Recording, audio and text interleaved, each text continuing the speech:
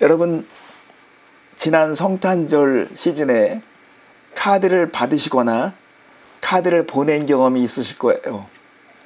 그 카드를 잘 보시면 거기에 가장 많이 들어가는 단어와 문구가 있습니다. 소망이라는 단어죠. 여러분, 소망은 약과 같습니다.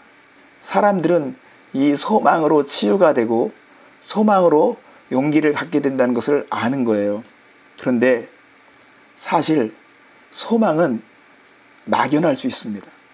소망은 나와 상관이 없을 수가 있어요. 그래서 소망을 생각하기 전에 소원을 한번 생각해 봐야 합니다. 만약에 어떤 사람이 내년도에 적금을 탄다. 여러분, 새해가 지루하겠습니까? 새해가 엄청 기대가 되겠죠. 집을 구입하려고 하는 사람들은 새해가 기대가 될 것입니다. 이 소망이 나의 것이 되기 위해서는 소원을 살펴봐야 합니다. 소원이 간절해야 됩니다. 기대되는 해가 되기 위해서는 소원에 대한 것을 점검해 봐야 되는데, 오늘도 말씀에 읽었듯이 하나님은 너희 안에서 행하시는 일은 하나님이시니 자기 기쁘신 뜻을 위하여 너에게 소원을 두고 행하신다고 말씀하셨습니다. 그래서 오늘 제가 소원의 실체, 그리고 소원이 아닌 것, 소원을 잘 구분할 수 있는 것, 세 번째, 하나님이 간절히 바라시는 소원, 이 세 가지를 말씀드리겠습니다. 먼저 소원의 실체부터 말씀드리겠습니다. 여러분, 하나님이 사람을 창조하셨을 때 하나님께서 사람에게 집어넣으신 칩이 있어요. 제가 비유로 말씀드리는 거예요. 그 칩이 있는데 그 칩은 소원을 집어넣으면 그 소원은 이루어지도록 하나님께서 디자인을 해 놓으셨습니다. 이것을 오늘날 세상 사람들이 발견하고 있어요. 여러분, 연어를 보십시오. 연어는 강에서 태어납니다. 그런데 연어가 바다로 또 나아가요.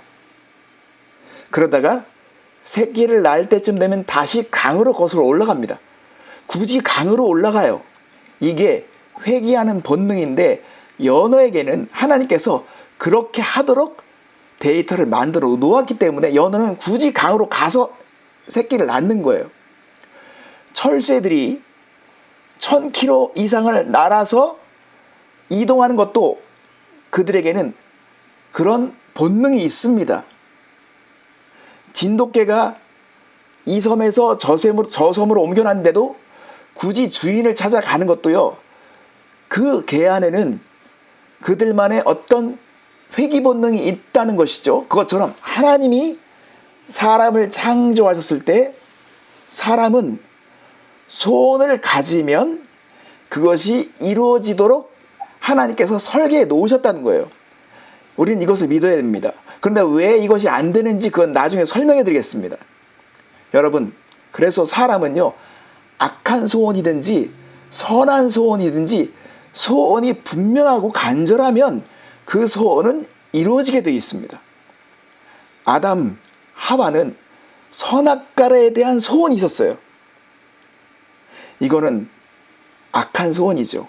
잘못된 소원입니다. 그런데 그 소원을 떨쳐버릴 수 없을 만큼 마음이 간절하고 보기만 해도 탐스럽고 그것을 생각하면 생각이 떠나지 않는 이 소원을 가졌기 때문에 결국은 그들의 손에 선악과가 들려진 겁니다. 이처럼 소원은 간절하게 가질수록 그 소원은 성취될 가능성이 크다는 것입니다. 여러분이 운전을 하고 다니면 내비게이션에 주소를 치게 되죠. 주소를 치면 내비는 그 갈 방향을 알려주도록 설계되어 있습니다. 그리고 얼마나 걸리는지 데이터를 알려준 것을 우리가 알 수 있습니다. 이것은 그만큼 사람들이 그런 기능에 대해서 관심을 가졌다는 것이죠. 그래서요, 사람에 대한 진정한 후원, 나에 대한 진정한 서포트는 다른 게 아니에요. 내가 소원을 받는 것이 나를 위한 진정한 후원입니다. 여러분이 자녀들을 키우면서 자녀들에게 먹을 것을 주고 옷을 입혀주고 다른 것을 다 제공해도 자녀들 안에 비전과 소원이 없으면 그것은 되게 안타까운 것입니다. 여러분, 하나님이 왜 소원으로 행하실까요? 하나님 자신부터 소원을 두고 행하시는 분이기 때문에 우리에게 그런 소원을 두고 행할 수 있도록 그렇게 창조하신 것입니다. 하나님은 모든 인류에게 메시아를 줄 수 있고 메시아를 만날 수 있도록 또 메시아를 통해서 치유하고 구원할 수 있도록 소원을 하셨습니다. 그렇기 때문에 전체 역사 자체는요, 구속 역사 자체는 하나님의 소원을 이루는 과정입니다. 우리는 이것을 보고 있습니다. 자, 그렇다면 우리가 두 번째로 생각해 볼 게 있어요. 왜 그런데 사람들은 나는 소원을 가졌는데 왜 이루어지지 않았는가? 여러분, 우린 여기서 생각해 볼 것이 있습니다. 막연한 기대와 호프는 소원이 될 수가 없습니다. 적어도 소원은 그 안에 텐션이 있습니다. 여러분 기억하십시오. 텐션. 고무줄을 잡아당기면 이게 더 멀리 갈수록 텐션은 강하죠. 소원이 크면 클수록 거기엔 텐션이 강하게 있습니다. 내가 어떤 것을 바랬는데 텐션이 없다. 그것은 소원이 아닙니다. 소원은 하다 말다 하지 않습니다. 소원은 기분에 의해 좌우되는 것이 아닙니다. 소원은 나를 가만두지 않습니다. 여러분, 우리 유스 학생들의 손에 스마트폰이 들려져 있죠? 왜 들려져 있게 됐습니까? 그들은 그것이 자신의 손에 들려지기 전까지 계속 부모를 가만두지 않았어요. 그들은 계속 텐션이 있었어요. 계속 구했어요. 두드렸어요. 매일 그것이 우선순위처럼 행동을 했어요. 그러니까 부모의 지갑이 열렸죠. 이게 소원의 특징입니다. 소원은 오늘 나를 가만두지 않습니다. 소원은 내가 매일 생각하며 그것을 추구하도록 만듭니다. 그렇게 설계되어 있습니다. 아기를 갖지 못한 부부는 어떻게든지 아기를 갖고 싶어서 인공수정을 하지요. 그것이 그들에게 최고의 관심이 있기 때문에 그렇게 한 것입니다. 소원은요, 매일 생각하는 것입니다. 그래서 제가 여러분에게 부탁드립니다. 여러분, 새해에는 어떤 당위성과 의무감으로 새해를 설계하지 마십시오. 그것은 오래가지 못합니다. 소원이 설계하도록 하셔야 합니다. 여러분들이 소원하는 것을 가지고 목표를 세우고 매일 그 소원이 여러분의 삶을 가만두지 못하도록 하겠다는 확신이 있을 때 그것을 설계하는 것이 지혜입니다. 그러므로 소원이 여러분의 삶을 장악하도록 만들어야 합니다. 세 번째로 생각해 볼 것이 있습니다.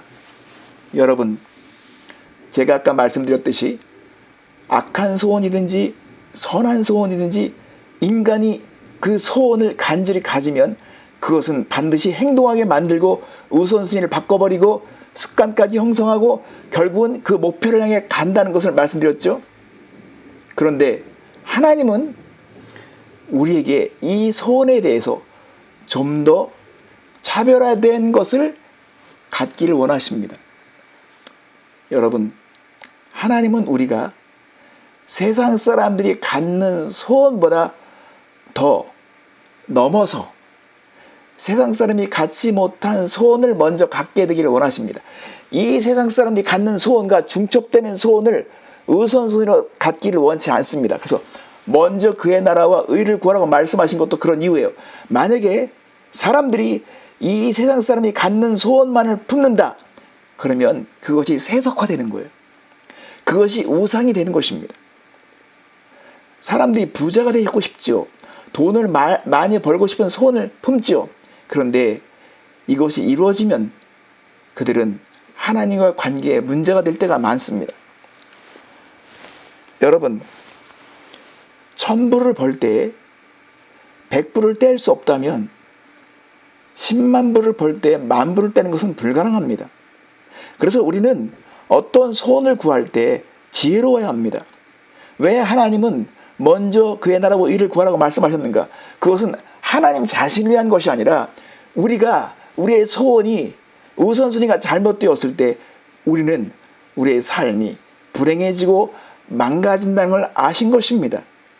그러므로 우리는 세상 사람이 갖는 소원과 똑같은 소원만 품어서는 안 되고 그들보다 앞서서 더 중요한 소원을 우리는 갖고 살아야 합니다.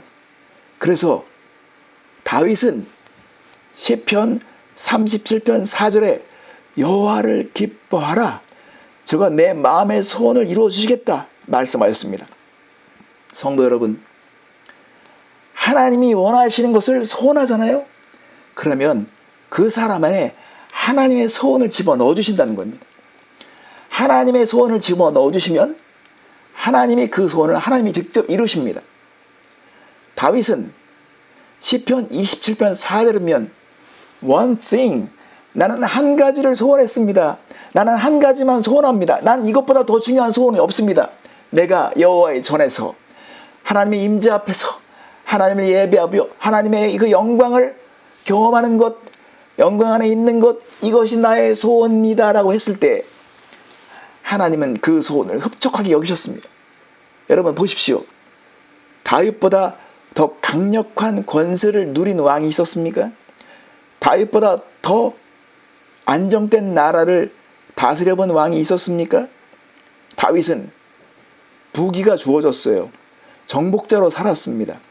다윗은 그가 예술적인 감각이 더 풍성해졌어요. 수많은 시를 써서 온 인류에게 영향을 끼치는 존재가 됐습니다. 다윗은 단지 하나님을 구했을 뿐인데 하나님은 이 모든 것을 주셔서 그가 존경받는 왕이 되게 하셨습니다. 이게 하나님 나라의 원리라는 것입니다. 그러므로 여러분은 하나님이 기뻐하시는 것을 먼저 소원할 수 있어야 되는데 이런 생각이 있어요. 자, 세상 사람들은요, 하나님을 몰라도 부자가 되고 싶고 돈을 많이 벌고 싶은 소원 때문에 무엇인지 하려고 하는 이런 간절함이 있어요. 그런데 하나님을 믿는다고 하는 사람들이 그런 소원도 없고 이런 소원도 없고 그러면 이것은 하나님 앞에 영광이 되지 못한 것입니다.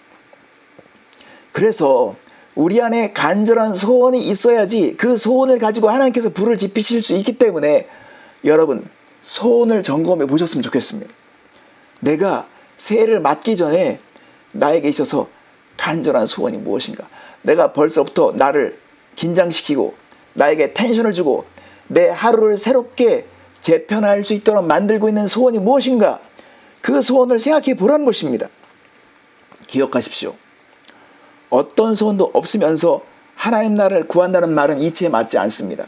내 안에 어떤 소원도 없다면 우리는 돌아봐야 하는 것입니다. 간절함이 없으면서 그런 이야기를 할 수는 없을 것입니다. 오늘 우리는 특별히 제가 여러분에게 도전하고 싶은 것이 있습니다. 여러분, 세상 염려하다가 또 한 해를 소비해야 할 것입니까? 아니면 하나님의 나라와 의를 구하면서 이 모든 것을 주시겠다는 그 소원을 성취하며 살아가겠습니까? 다윗은 그 아들에게 입맞추는 것을 사모했습니다. 입맞추는 것. 하나님께서 너 뭐하다 왔냐? 세상 염려하다 왔습니다. 이건 절대 있을 수 없습니다. 하나님, 제가 그 아들의 입을 맞추기 위해서 간절히 사모했습니다. 주님의 나라와 통치를 구하다 왔습니다. 이런 소원하는 기능이 우리 속에 있다면 하나님께서 왜 우리의 삶을 책임져 주시지 않겠습니까? 하나님은 저와 여러분들을 소원의 항구로 인도하기를 원하십니다. 시편 107편 30절과 31절 말씀에 이렇게 나와 있습니다. 그들이 평온함으로 말미암아 기뻐하는 중에 여호와께서 그들이 바라는 항구로 인도하시는도다. 여호와 인자하심과 인생에 행하신 기적으로 말미암아 그를 찬송할지로다. 하나님께 사랑하는 성도 여러분, 이번 주 송구 영신 예배는 우리의 인생의 소원을 글로 표현하는 시간을 갖게 될 것입니다. 2022년도를 바라보면서 적어도 나의 하루를 바꿀 수 있고 텐션을 줄 수 있고 나를 가만두지 않게 하고 매일 무언가를 하게 만들 수 있는, 그렇게 될 수밖에 없는 소원을 적어도 한 줄이라도 글로 표현하시기 바랍니다. 그러면 그것이 GPS처럼 움직이기 시작할 것이고 하나님께서 모든 환경을 창조하실 것입니다. 세상 사람들은 이것을 이미 발견하기 시작했어요. 하나님이 이미 설계해 놓으신 이것을 보기 시작했어요. 그런데 그리스도인들이 이것에 대해 눈을 뜨지 않고 게으르게 살고 있다면 이것은 참으로 불행한 일입니다. 성도 여러분, 소원을 가지십시오. 소원을 살펴보십시오. 나는 막연한 기대와 그냥 막연한 희망 속에 살아왔는지, 아니면 내가 정말 간절히 원하는 것이 지금 진행되고 있는지. 분명히 말씀드립니다. 내년에 여러분들의 손에는 제가 쓴 책이 들려줄 것입니다. 내년에 여러분들의 귀에는 영어로 찬송가들이, 예를 들면 제가 만든 곡이 영어로 번역돼서 불려지는 것을 듣게 될 것입니다. 이처럼 구체적으로 그런 소원이 있을 때에 그 소원은 나의 하루에 영향을 주게 될 것입니다. 내가 매일 무엇인가 하고 있는 것이, 그것이 결국은 목적지로 향하게 될 것입니다. 그러므로 여러분, 의무감으로 그냥 해야만 하는 데서 하지 마시고 여러분이 정말 간절히 원하는 것이 무엇인지를 생각해 보시고 그걸 글로 써주시기 바랍니다. 그러면 하나님께서 역사하시고 소원의 항구로 인도하실 것입니다. 여러분 안에 소원을 두고 행하시는 주님을 기대합니다. 여러분 축복합니다. 기도하겠습니다.